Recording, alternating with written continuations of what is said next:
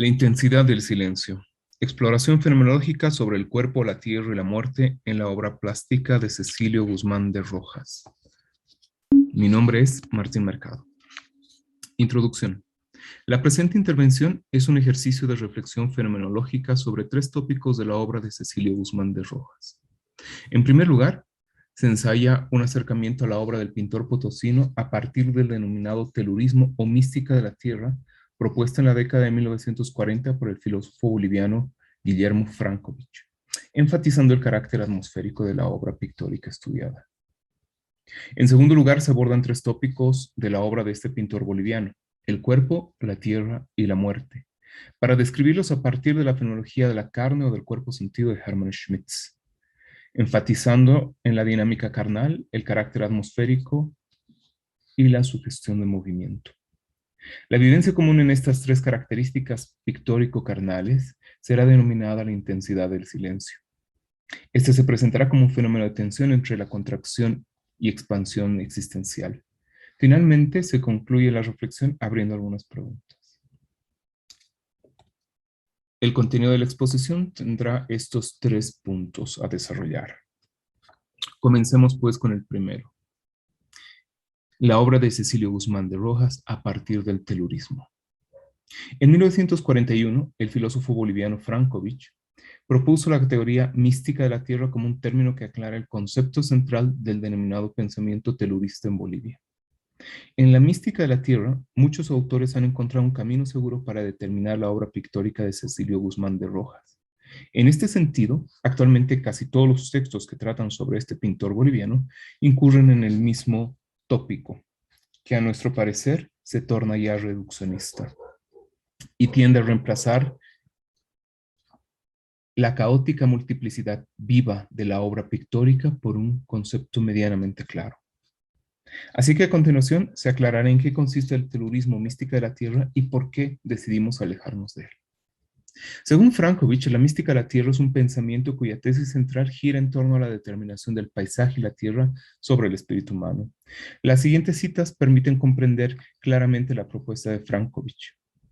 Cito: sostiene esta mística de la tierra, el paisaje, lo telúrico, como características de una especie de espíritu que actúan sobre el hombre creando formas de vida individuales y sociales, dando nacimiento a tipos culturales con fisionomía tan propia como los ambientes geográficos que las han producido. Fin de cita. Páginas más adelante afirma: a la admiración por el paisaje original se suma la admiración por la vida y obra de sus enigmáticos pobladores primitivos para dar la impresión de que estos y aquel pueden ser el futuro en escenario y actores de nuevas formas culturales. Fin de cita, página 298 de La filosofía en Bolivia.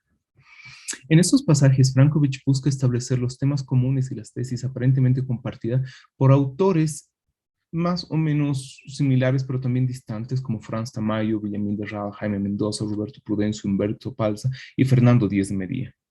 Sería, pues, según Francovich, común a todos esos autores la afirmación de la determinación de la tierra o lo geográfico en la forma de la cultura.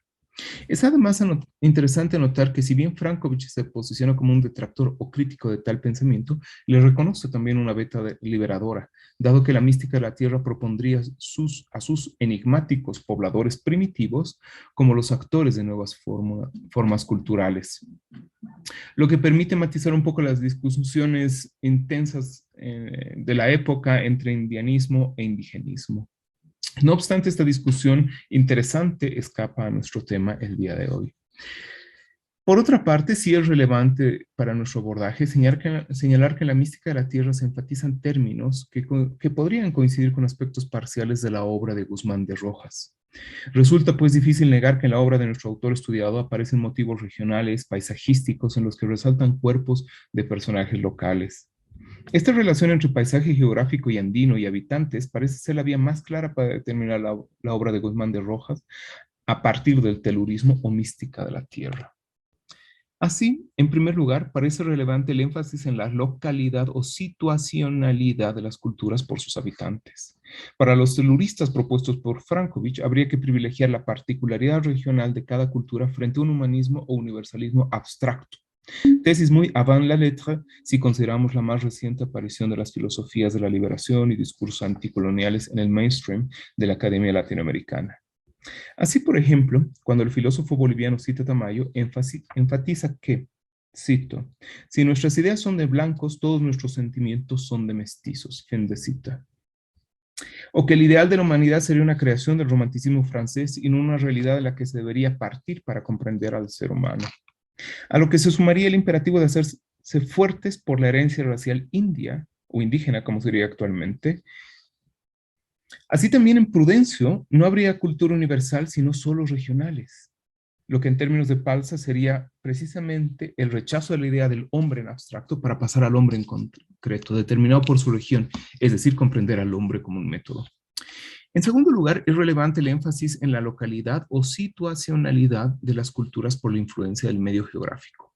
Así, por ejemplo, cuando Frankovich cita a Mendoza, se afirma que, para este último, cito, el paisaje modela a los espíritus como modelos de los cuerpos, fin de cita.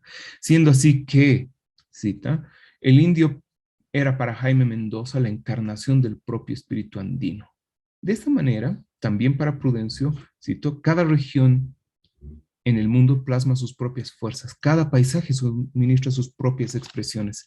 El paisaje modela, por lo tanto, el alma y determina el carácter del hombre. Fin de cita. Así, por ejemplo, para este autor, el Colla, es decir, el habitante de los Andes, tendría un carácter mesurado, sobrio, dominante, contemplativo, intuitivo y fuerte. Según Prudencio, citado por Frankovich, el altiplano es lo presente, es la extensión desnuda de esa atmósfera que envuelve las cosas y que les quita su perfil definido. Fin de cita. Por ello, el nuevo boliviano retirado por la república de su contacto con la tierra debería indianizarse y formar un nuevo ciclo cultural como fin histórico, inspirándose en las formas permanentes de la tierra. Fin de cita. Esto, en los términos de Palsa, implica una renovación de la relación entre el hombre y la tierra a partir de un nexo de tres acciones importantes, de un modo de sentir, de ver y de pensar. Esto es lo que serviría de base para tener lo necesario que se requiere para el florecimiento cultural indoamericano. De esta manera, las relaciones entre la mística de la tierra y la obra de Guzmán de Rojas forman parte del canon o tal vez también del prejuicio más difundido sobre este pintor potosino. Por ejemplo, en su conocido libro Mística y Paisaje, Marcelo Calvo propone que el destino de Cecilio Guzmán de Rojas, a decir de este autor, es el de un ciclo perfecto de nacer y morir dentro del marco místico del paisaje. O también, como dice más adelante, que la identidad de la mística de la tierra es la más íntima amistad de Cecilio Guzmán de Rojas y Franz Tamayo. Es la unidad de lo plástico y lo poético en lo profético. Fin de cita. Y no es naturalmente de menor importancia la valoración que expresa sobre la obra Cristo y Mara. Cito, Cristo y Mara es la respuesta que el hombre boliviano espera en un vigoroso renacer, en una resurrección de una etnia en la que se sienta Bolivia. Fin de cita. Más recientemente, Freddy Zárate ha repetido la tesis de la obra de Guzmán de Rojas como una expresión estética o plástica de la mística de la tierra. Según Zárate, la obra del artista potosino expresaría una mística de la tierra y del hombre andino como un ideal político. Por una parte, afirma Zárate, que, cito, esa esencia mística del hombre y de la tierra fue concebida por Cecilio Guzmán de Rojas al sentir las ruinas de Tiwanaku. Fin de cita. En lo que nos parece un exceso hermenéutico, Zárate parece creer que la abstracción de las formas estéticas que Guzmán recupera de Tiwanaku es algo así como una esencia mística, sin explicar claramente qué es lo que se debería entender por esta expresión. De hecho, Zárate, como intérprete, afirma que la obra del artista potosino sería un caso dentro de aquellas obras telúricas que funcionaron como, cito, un manantial para la teorización del pensamiento místico de la tierra. Fin de cita. Dejando de lado el arranque poético de Zárate, habría que preguntarse si tal encuadre de la obra de Guzmán de Rojas no es sino una reducción a partir de la repetición de las tesis apresuradas y ya un poco antiguas de la mística de la tierra. La duda surge cuando, por ejemplo, Zárate afirma que ya en El Mendigo, el primer cuadro importante pintado por Cecilio Guzmán de Rojas cuando éste tenía 20 años, se aprecia, cito, la semilla inaugural del telurismo plasmado en el óleo sobre el lienzo. Fin de cita. Si apreciamos el cuadro mencionado, vemos un hombre de edad con la barba crecida, la ropa envejecida, de espaldas unas gradas que, según se sabe, eran las de la casa de Guzmán de Rojas en Potosí. Es pues inevitable preguntar si en ese cuadro de un hombre y las gradas de una casa está realmente el inicio del telurismo. La pregunta se intensifica frente a la supuesta finalidad política de la obra de Guzmán de Rojas. Cuando recordamos, por una cita del propio Zárate, que para el pintor, según testimonios, la política parecía como una, cito, pérdida de energía y distraimiento de su labor artística, fin de cita. Otros tantos despropósitos en la interpretación de la obra de Guzmán se pueden encontrar en las líneas de Javier Sanginés, que juega más al malabar de encajar teorías que atender a las obras. Volveremos más adelante sobre algunos de estos espejismos que crea Sanginés sobre las obras de Guzmán. En fin, el repaso de las tesis que afirman que la obra de Guzmán de Rojas es una expresión de telurismo o mística de la tierra no nos parece del todo equivocada, pero sí una idea de la que más vale alejarse para no incurrir en la prolongación del eco de los lugares comunes. Así que a continuación es de nuestro interés abordar tres temas en la obra de Guzmán de Rojas: el cuerpo, la tierra y la muerte, a partir de la tensión carnal o del cuerpo sentido que éstas ofrecen. La modesta aproximación será fenomenológica, es decir, atenderá a la descripción de las vivencias que surgen en relación con la obra. 2. Cuerpo, tierra y muerte a partir de la dinámica carnal.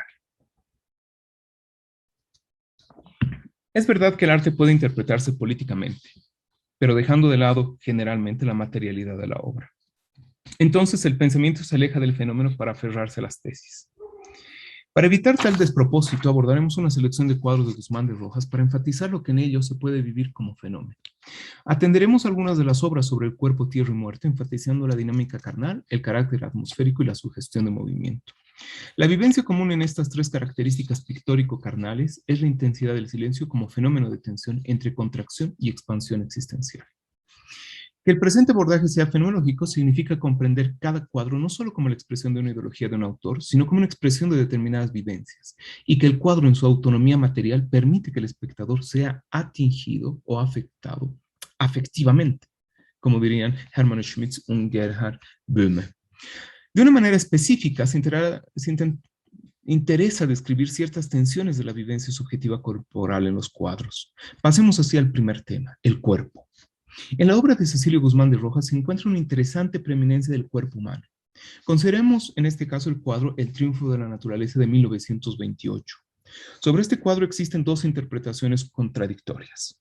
Según la de Sanginés, cito, los dos cuerpos dan la impresión de que fueron copiados de una escultura. Le roban a la realidad su temporalidad. Ambos carecen de sentido individual y social. Pueden ser cuerpos sensuales, pero están afectadamente quietos y son imperturbablemente solemnes. La mirada omnisciente del pintor congela las expresiones corporales, detiene su ritmo, petrifica su movimiento. Fin de cita. Según Sanginés, encontramos cuerpos estáticos, petrificados, sin ritmo, privados del tiempo, de la realidad, fuera de la sociedad y que expulsan al espectador de lo que sucede en el cuadro. En cambio, la interpretación de Carlos Salazar Mostajo es contradictoria. Él, de hecho, encuentra ritmos voluptuosos que dan la impresión de una obra de efecto dinámico en el espectador. Estos ritmos voluptuosos son, según Salazar Mostajo, un sistema de curvas en la figura humana que en los cuadros ofrecen extraordinarias posibilidades de composición y que logran una perfecta complementación con el paisaje de las colinas. Fin de cita. ¿Cómo pueden ser los cuerpos Guzmán de rogianos estáticos y dinámicos para uno y otro intérprete? Nuestro punto de vista considera que tanto la exagerada interpretación de Sanginés como la breve observación de Salazar tienen algo de razón ad rem. No es que los cuerpos que ofrece la obra de Guzmán sean estáticos o dinámicos, sino que la obra propone un momento de tensión de la corporalidad que atinge o afecta a cualquier observación medianamente atenta. Tenemos el cuerpo masculino encorvado, contrayendo los músculos, en medio de lo que sería la erección de la espalda o la extraña apoyatura en la pétrea huaca y la mujer. En contraposición, la mujer parece distendida, relajada sobre sus espaldas que reposan sobre la huaca y sus piernas que se extienden sobre la tierra y el aguayo y su brazo suelto que reposa en la inclinación. Ni la mujer ni el hombre parecen estatuas, sino aparecen como si hubieran sido atrapados a la mitad de un movimiento poco claro. La pareja está en un incómodo pasaje de un movimiento indeterminado a una finalidad poco clara. Es decir, se yergue el hombre y se voltea la mujer. Hay una tensión oval que parecería disiparse en o por la dirección de las femeninas piernas que van hacia abajo, o mediante la ampliación que la curvatura de las espaldas masculinas parecen resonar hacia las nubes. Tenemos todo menos solo estatismo en esta obra. De hecho, lo que tenemos en esta obra es la tensión de la corporalidad como carnalidad. Hermann Schmitz diferencia el cuerpo como objeto anatómico de la carne como corporalidad subjetiva, es decir, como el cuerpo sentido. Y este cuerpo sentido se da como una tensión dinámica entre contracción y expansión que claramente podemos reconocer nosotros en la experiencia cotidiana, en la respiración agitada, en el jadear excitado, en el temblar frío, sea por miedo o en la tensión voluptuosa. Nuestro cuerpo, no como objeto visto, sino como corporalidad subjetiva, espacial sentida, se nos ofrece como una dinámica entre contracción y extensión, entre estrechez e hinchazón. Y esto es lo que forma la dinámica carnal. Lo que encontramos, pues, en el triunfo de la naturaleza es esta dinámica carnal, entre un cuerpo que se estrecha sobre sí y otro que se distiende, formando un diálogo intercarnal que invita al espectador a seguir ese semióvalo que une a la pareja. Pasemos por razones de tiempo al segundo tema de la obra de Guzmán Rojas, la tierra. La tierra en la obra del pintor potosino no es meramente un espacio geográfico, ni solo un paisaje en el sentido de un adorno extra o de un mero escenario. En su obra, la tierra, en el sentido fuerte del término, es una atmósfera. Según Schmitz, las atmósferas son vivencias espaciales de semicosas, como la voz, los sentimientos, el dolor y el clima, entre otros. Es decir, no son objetos frente a nosotros ni tienen una existencia determinada de continuidad, por ejemplo, temporal o espacial, sino que aparecen y se sustraen en la realidad. Todavía en el triunfo de la naturaleza se puede apreciar una tensión interesante entre la voluminosidad curvada de las nubes y las líneas o trazos alargados que, como el viento, chocan con las formas anteriormente nombradas. Lo que tenemos en las atmósferas de los cuadros de Guzmán de Rojas no es un espacio cartesiano como le gustaría ver a San Ginés, sino una tensión dinámica entre estrechez e hinchazón, es decir, una voluminosidad dinámica. Así podemos encontrar ese oscuro paisaje movedizo también en El Illimani Negro, obra de 1937, en el que todas las aparentes líneas rectas se quiebran en ligeras curvaturas que insinúan, pero no llegan a ser cambios angulares. En su Giorgietta podemos también encontrar la tensión entre líneas y curvas, entre las montañas y el movimiento de las polleras de las mujeres que danzan en la lejanía. No menos tensión encontramos en sus estudios de color y formas abstractas que evocan ciertos detalles del famoso tríptico del Bosco. Esta cercanía con movimientos dinámicos del barroco se pueden apreciar en sus tres obras apoteósicas. Lejos de concentrarnos solo en el famoso Cristo Aymara, como hace San Ginés, debemos ver la continuidad con su Virgen India y su Ñusta, que ponen en tensión las líneas rectas y diagonales con los ojos, la curvatura de la cabeza y el rebozo respectivamente. Las líneas de fuga o de dirección retomadas del arte sacro fuesen una dinámica en la que la bidimensionalidad pregonada por San Ginés se rompe por una apariencia de concavidad, de torsión y de reclinación. Las líneas que salen de la cabeza ofrecen tensiones entre la contracción, ampliación, dilatación, hinchación y dirección que promueven una entrada y salida por varios segmentos del centro de cada obra. La entrada y salida se realiza con respecto a un centro silente, a una boca cerrada que pareciera poder abrirse en cualquier momento, rompiendo el gesto contemplativo, reflexivo, meditabundo de los personajes. En ellas encontramos carnalmente comunicada la intensidad del silencio. Hay una sugestión de movimiento en las obras de Guzmán de Rojas que se dan precisamente por esta tensión entre las líneas rectas, las curvas, las angulares. La tensión entre contracción, expansión, estrechez, ampliación y dirección, entre ángulos y curvaturas, hacen que la obra de este pintor potosino ofrezca una voluminosidad dinámica que atinge afectivamente al espectador, haciéndolo partícipe de la atmósfera de cada cuadro. Mas, ¿qué pasa con la muerte? Los cuadros sobre la muerte y la enfermedad se los encuentra en la serie que Guzmán de Rojas elaboró en su experiencia como soldado en la Guerra del Chaco. Esa guerra que enfrentaron a Bolivia y Paraguay entre 1932 y 1935. En ella encontramos que los cuerpos pierden la vitalidad de la voluminosidad y se marchitan en la estrechez. En ellos hay la apariencia de una contracción privativa que dolorosamente los consume. Parece no haber vitalidad suficiente para establecer la tensión con la ampliación e hinchazón. Los trazos rectilíneos, los cambios angulares reemplazan la dinámica del hinchazón.